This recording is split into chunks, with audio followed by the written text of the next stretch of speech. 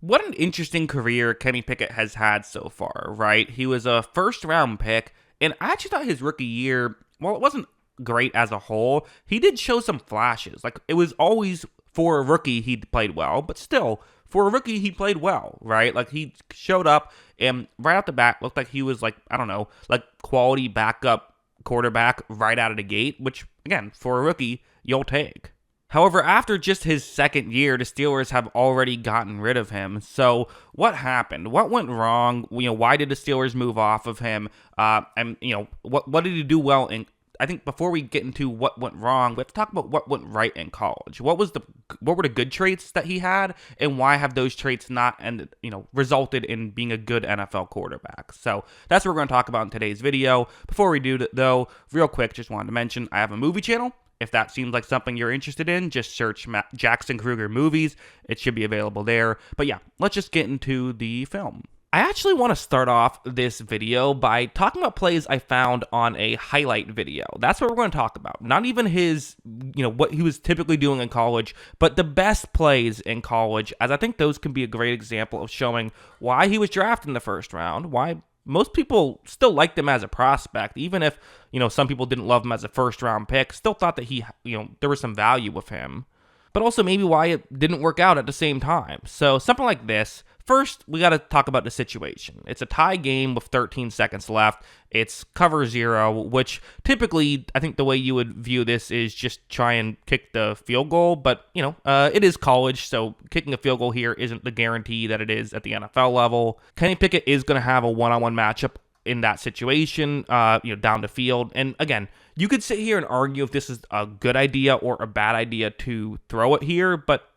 let's not pay as much attention to that. Watch Pickett quickly read the play. He decides it is a good idea and makes the throw immediately over there. So I think what Pickett did a very good job of was processing plays quickly and making the throw in the right area quickly. It is open. Honestly, this isn't even a perfect throw from Pickett, but it's a good enough throw, and they're able to get a touchdown there and win the game. So, again, this is kind of what I think Pickett did a pretty good job of. Reading plays quickly, getting the ball in the right position. Wouldn't always make the perfect, wouldn't be like amazing with the throws or it wasn't like he was making something happen out of nothing, but he didn't have to, right? A lot of what you want out of a quarterback is just a good processor.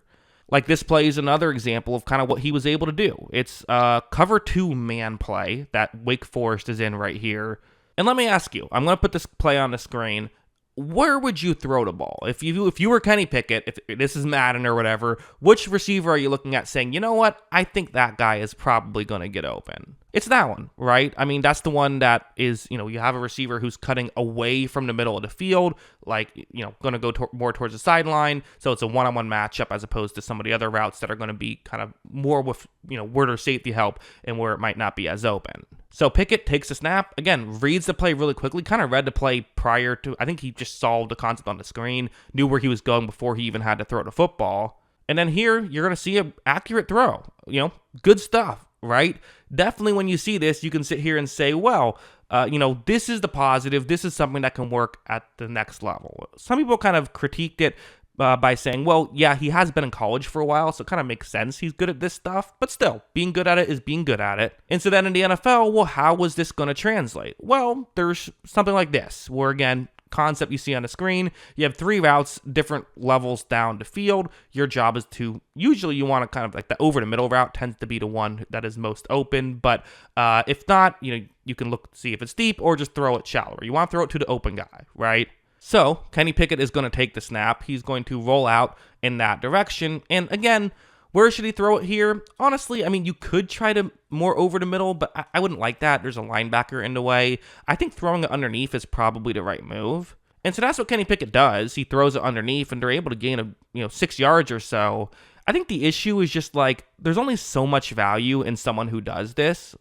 You would love a backup that can do this, and I think Kenny Pickett will be in the league for a while because he can do this stuff. But as a starter, usually you want someone who can give you more than that. And I think the issue is then when it got to plays like this is where things started to go a little haywire, where, again, you see the concept on the screen, going to run a play action, roll out towards the top of the screen. So when Kenny Pickett does, run to play action, rolls out towards the top of the screen, you see Deontay Johnson's route is honestly not really open. There's several Packers players in front of it, kind of like what I said earlier. Probably not the right move, but Pickett would then occasionally, if you're the game manager type, you kind of have to manage the game, right? And watch what he does here. He's going to just take a chance that he probably shouldn't have taken, and ends up, it was, I believe, initially ruled interception and then overturned, but it's still not a great decision by Kenny Pickett. There was too much traffic there. It just wasn't a good idea. And so you kind of had to take your good with the bad when it came to this stuff. And the issue is, like, that's just most of what he could do for you. And, like, I think one thing that is fair to say with Pickett is I don't think he was always in the best situation. And, like, this concept, for example, is a good example of that, where it's just a three-man rush, but still, on a 3rd down and 2, it's actually kind of a weird play call defensively for Green Bay. I'm not sure if I fully get this. Because that route right there, on paper, is open. So this is similar to that first stuff, right? Of like, hey, on paper, just look over. That's a route that could work. Let's just throw it in that direction. And this time for Kenny Pickett, it just isn't going to work. It's not open, and honestly really could have been intercepted right there. So I think if they had maybe more receiver depth, it could have helped out Kenny Pickett for sure. I think that's fair to say. But I also think he just wasn't really good enough as a game manager to make that work at the NFL level. And when you're not as good at that, and also you don't have the, for the Steelers, they kind of needed more than that. They needed someone who could make a play happen when things broke down, which Pickett did occasionally, but just not consistently enough. I think that's kind of the main reason it just didn't work out at the NFL level. So yeah, those are kind of my thoughts on Pickett. Again, I think one thing I kind of mentioned a little bit, but mostly brushed over that I want to get into here as well is that definitely I think part of why he was so successful is because he was an older prospect, right? And when you're an older prospect, you tend to be better. It's a thing that I think baseball was the first sport that really discovered this. A guy who's getting drafted at 23, if he's just as good as the guy who's 19, typically the guy who's 19 just has more years to grow and get better, whereas the guy who's 23 is almost in his prime already. There's kind of some similarities with Pickett, especially one. I mean, football is just such a mental sport, especially the quarterback position. Having those extra years to master the offense really gives you a benefit, but it's essentially like you're already closer to your best maximum player than someone who might have those issues, like a CJ Stroud who might have some issues in college, but he was 21. So CJ Stroud's still younger than Kenny Pickett. I believe he's still younger than Kenny Pickett. One Pickett was drafted. So because of that, you just have more room to grow.